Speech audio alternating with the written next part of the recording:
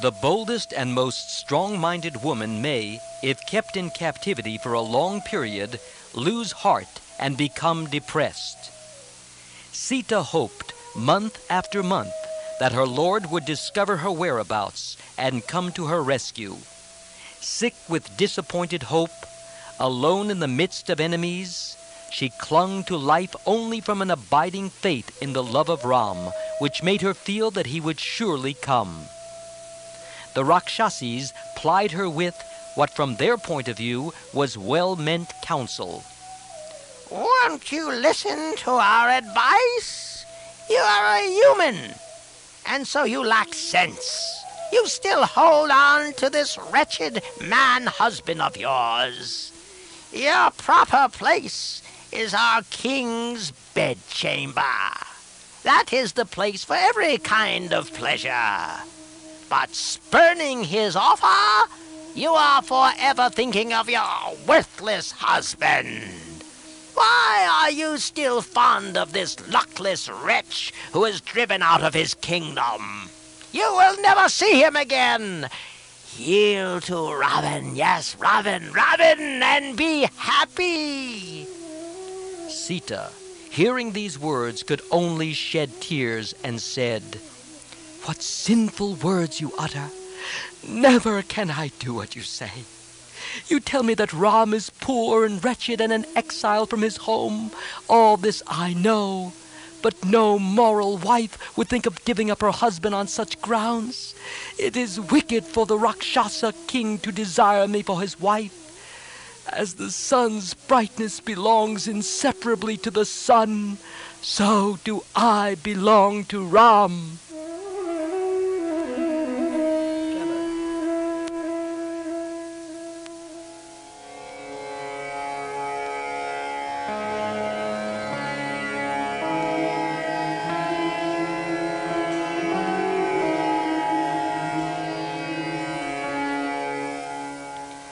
The Rakshasis gave up all hopes of persuading her, and said to one another, What can one do with a stubborn fool like this?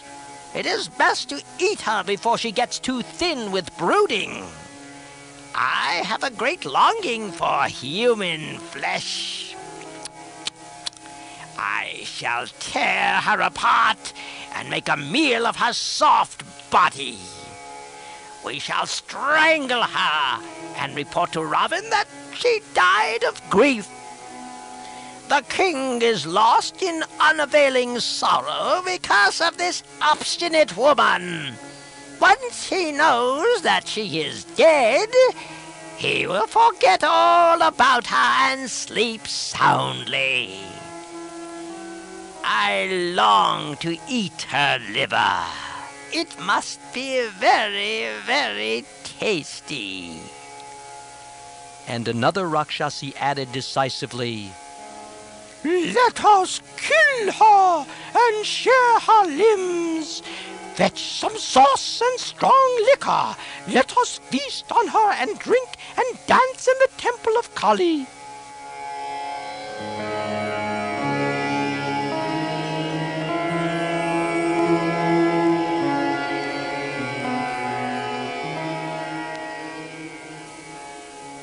Hearing these horrible words and seeing these terrible forms, Sita broke down and cried aloud.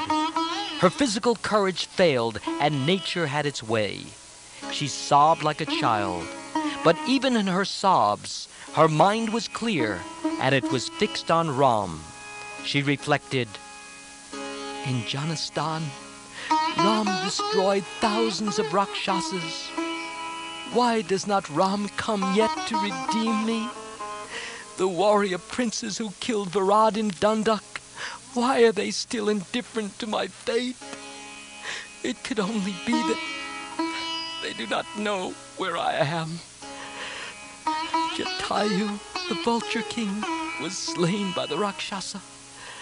If he at least were alive, he would have told them the news that he saw the Rakshasa carrying me, but he gave up his life in trying to save me. But for how long will Ram remain ignorant of my being here? How long can Lanka and the Rakshasas survive? It is certain that in every house in this city, Rakshasa widows will soon be lamenting loudly. It is certain that this city of Ravan and the whole Rakshasa race, yes, it will perish.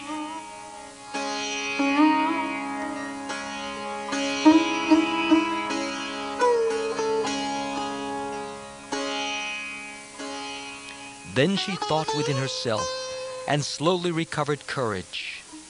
But soon again other thoughts came to her and filled her with gloom.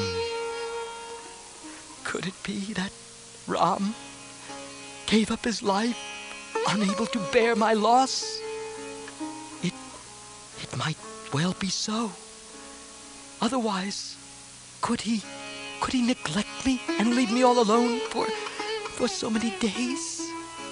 Indeed, he is probably happy now, and with the gods. Oh, I must have been guilty of many sins to be thus left to suffer. My heart must be made of stone. How else can I suffer all this and yet survive? Yet, something tells me that Ram, yes, Ram is alive. Else I should be dead. Then again, another thought occurred to her.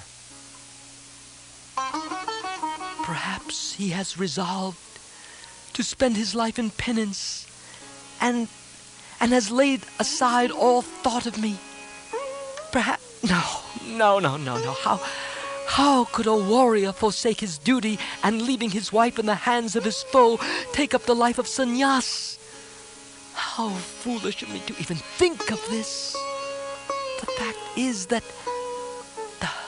they do not know where I am. Could it be that Ram has lost his love for me? Out of sight, out of mind, they say. Could it be that he has forgotten me? Oh, no. What a sinful thought. How can my Ram forget me?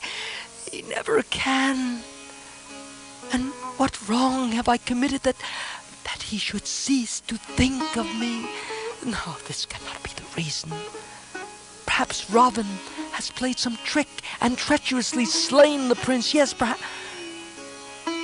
Thus her mind wandered from one sad thought to another and sank ever deeper in the sea of sorrow. She decided that it would be best to hang herself. She could do this with her long braid of hair round her neck and jump down from a branch of the simsupa tree.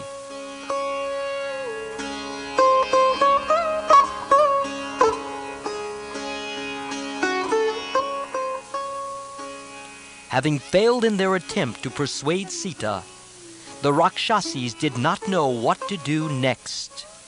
Some went to inform Ravan of their failure. Some stayed behind to look after Sita. Appearing among them, Trijata, a Rakshasi, reprimanded them, saying, "Oh, foolish ones, you are talking nonsense. Listen to me. I shall tell you of a dream that I dreamt. The time has come when Lanka shall be destroyed." Then she proceeded to recount in detail the terrible dream that she had dreamt. "I saw in my dream a Ram shining like a sun. He had come to Lanka to find Sita. I saw Ravan entering the abode of death. I saw Ram placing Sita on his elephant and carrying her home. I saw Ravan and all the Rakshasis clad in soiled garments and dragged away by the Lord of Death." Relating this dream to the Rakshasis, Trijata warned them. "Don't persecute this saintly woman. Don't seek your own destruction. Rather, fall at her feet and beg for her grace. Even as Trijata was speaking to her companions, Sita, who had resolved to slay herself, suddenly began to see many good omens. Her left eyelids, hand, and foot throbbed auspiciously. A vague courage once again came into her heart, and all ideas of self-destruction disappeared.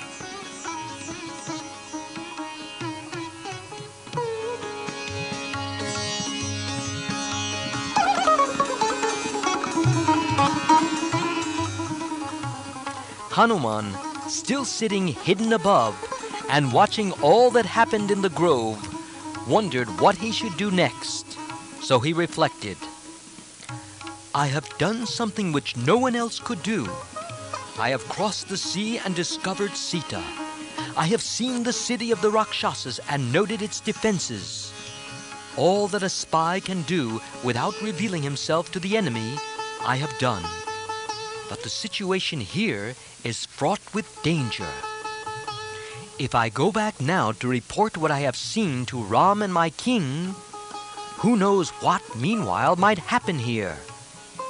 Before Ram, Lakshman, and the Vanar host arrive here, Sita, unable to bear her suffering, might put an end to her life.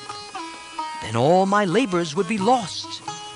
So it is not enough to have just seen Sita. I must talk to her, give her news of Ram, and put hope and courage into her heart that she may keep her life in spite of everything.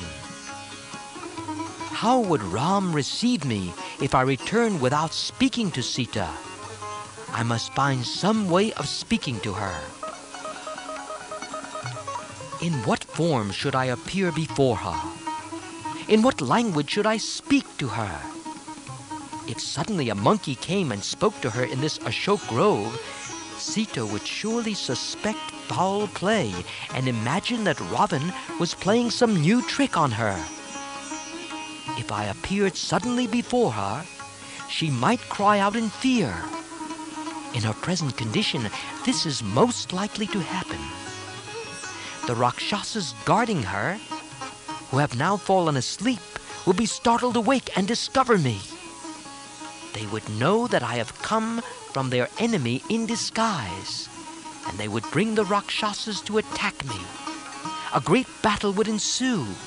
Of course, I would slay most of them, but the task of comforting Sita and bearing news of her to Ram, that would be jeopardized if I were to be captured and held a prisoner here. No, that would never do. Even if I escape being caught and come out successful in the struggle, I might be wounded and lose strength and be unable to cross the sea. What then would I have gained by having seen Sita? One should never do things in a hurry. One should keep in mind one's main business. King Sugriv and Ram are confidently awaiting my return. Even a little fault on my part now may lead to a great disaster. The first thing to do is to speak with Sita and put joy and hope in her heart. I must approach her in such a way that she can never for a moment entertain a doubt about my good faith. Well, I shall recite in a sweet, low tone, and for her hearing only, the story and virtues of Ram. Her heart would then be filled with joy and trust, displacing suspicion. Only thus can I proceed.